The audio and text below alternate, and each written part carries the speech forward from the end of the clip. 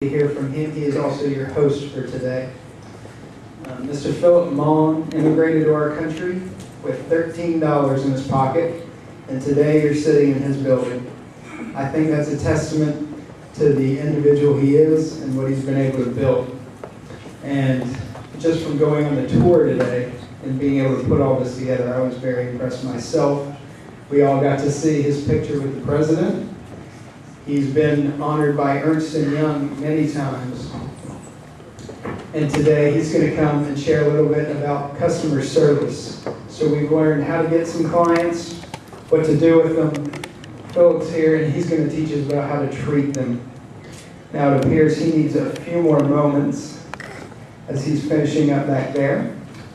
And just to say, I hope he does a good job of convincing President Obama to come over here. I'm sure he'll be just as pleased with this facility as we've all been. So please give a hand, Mr. Philip Maung.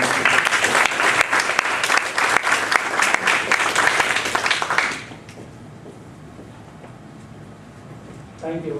Thank you. I might need the remote control to follow the slide. Actually have a remote control. Thank you.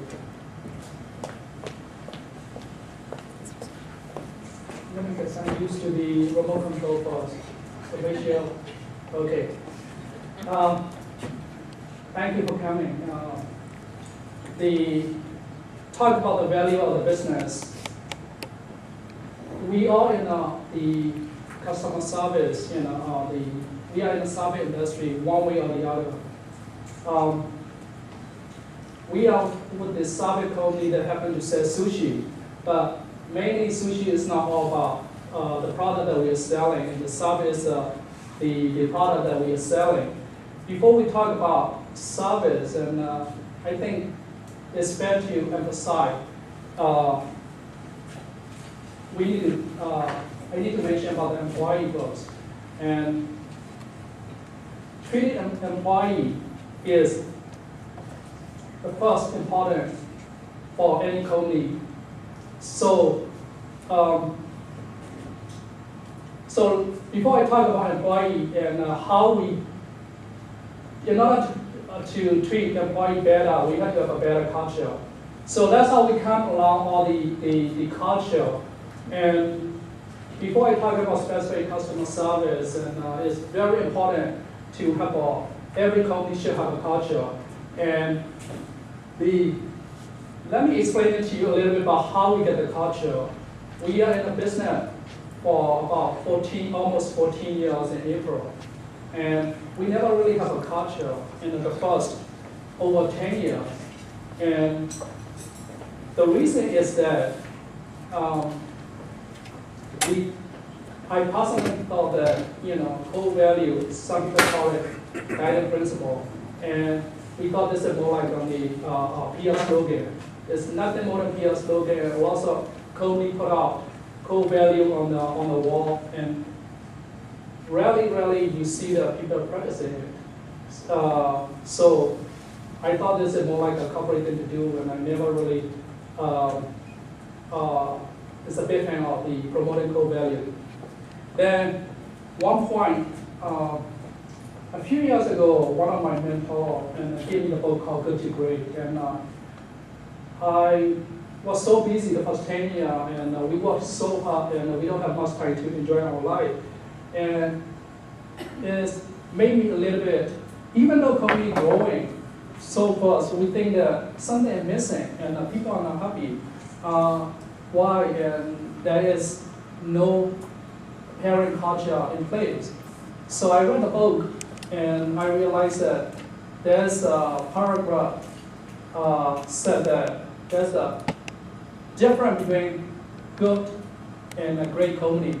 Is that great company have a bigger, powerful, and vision. First, a good company are chasing after trying to make lots of money and be number one, but they are not a great company. So as soon as I read the sentence, I realized that I need to come with a culture. So I started reading all the culture book, and I found this book very powerful book called Tribal Leadership.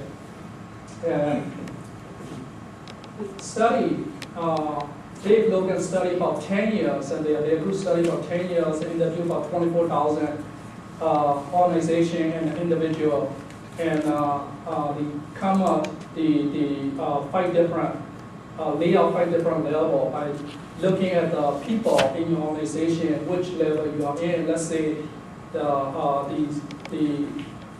talking about the DMV worker, and on the level 2, and there is no motivation. So they talk about the Apple. Who created iPhone, and people have one vision together and a purpose together. It's to make bigger. It's not all about the product. It's not all about who you are. It's more about what you can do for the bigger vision. So that's how we get the idea about to create a culture. Then challenging part is how can we get the core value right. Instead of the hiring outside consultant and paying lots of money, and we decided we're not going to hire, because who will be better person and understanding about us. So I assemble our leadership team and sit down together, come up all the value, and in the beginning there's long list of the value. We have about 30, 40, 50 different values that people like to have it. So, we had to narrow down to 11 values. Then that, make sure this is a committable value. Make sure this is the, I told them if we establish the value, we do not want our value banner on the wall. Make sure that we practice it every day. So we come up 11 set of value, and I can tell you that we developed the value, core value, in 2010. And 2010, the year we developed, our business grew 30%. And last year, we are not doing good. We are still struggling, but we make 26% increase on our revenue. Prior to the 2010 and 2009, we grow every year, but not as fast as we like to grow. Maybe we grow like 10%. We're not happy. So back in 2009, and our revenue only about 27 million. And last year, after we closed, we just get a number, and between 2009 and 2011, within 2 years, we get to the 44 million. And this year, we are on track to get to the $50 million range. And a part of this, I contribute more on the value, and people are much happier working for us. And I just read the article online today, and talking about how happy employee can have the most productive environment. And the one person in their career lifetime, they change job between 5 to 7 times. And you will see that every employee will leave from your organization one way or the other. Hopefully they don't leave all at the same time. So,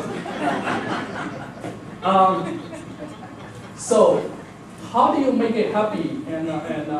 So I just recently came back from samples, and interestingly, most of the workforce are more like a call center, and a whole bunch of people at a call center. They don't make lots of money, and the average worker make only 24,000, less than 24,000 a year. So but they all are so happy, and that's a part of the culture right now.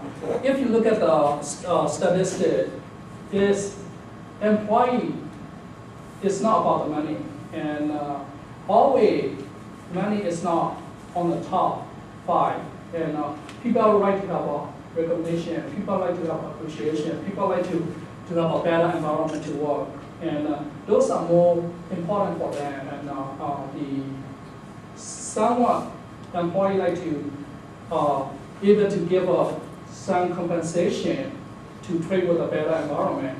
So of course, the money is pretty important for everybody, but it's not always on the top. So if you don't have a lot of money to hire, that doesn't discourage you to have a good talented worker. And it's a part of the challenge issue is to get the right talented employee these days. And more important, how to retain an employee. And so after we have set up the core value, we realized that we need to have a proper HR department. We have a HR lady, and we call her culture sheriff, and she's the one that makes sure that in the office, people don't fight. That's very important. And tribal leadership, showing you more about the relationship with the employee and the communication relationship. If you make the culture right, and the rest come naturally from customer service to the rest, come naturally. That's what we believe. So instead of hiring and firing decision we used to make by the department manager, now they have to go through another set of interview with the HR manager purely for the core value, make sure that this is the person that we share the same value. We willing to sacrifice short-term benefit like the revenue increase, and if we think that long-term benefit are worth it, and like protecting our culture and sticking to our value is our long-term benefit. It's like school of fish, and when all the school of fish go doing the same direction, if one fish straight away, we still have a very dynamic team. We are not counting on the superstar mentality, and it's reminding of the dream team, and it's a whole bunch of superstar and basketball dream team, and they even lose the team that nobody know, and by looking at it, they are very talented players, but they play for their own self-interest. They don't play for the team, and so we are not looking for the superstar mentality. We're looking for more team player. That's how we get created core value number 9 called create synergy. And if this person may contribute top and bottom line immediately, but we probably may not hire if the person doesn't have our core value called open, honest communication. It doesn't have a humbleness. And how can we, sometimes, how can you judge people coming and sit down 5 or 10 minute interview? How can you judge this guy have a humbleness enough? When we start talking with the front desk receptionist, make sure when this person walk in to the door, is it did this person treat our receptionist right or not? So those are the things that we judge people, make sure that this is the person that a part of our shared value. It's not that we hire them, we don't hire them. It's not because they are the bad person. It's just because we don't share the same value.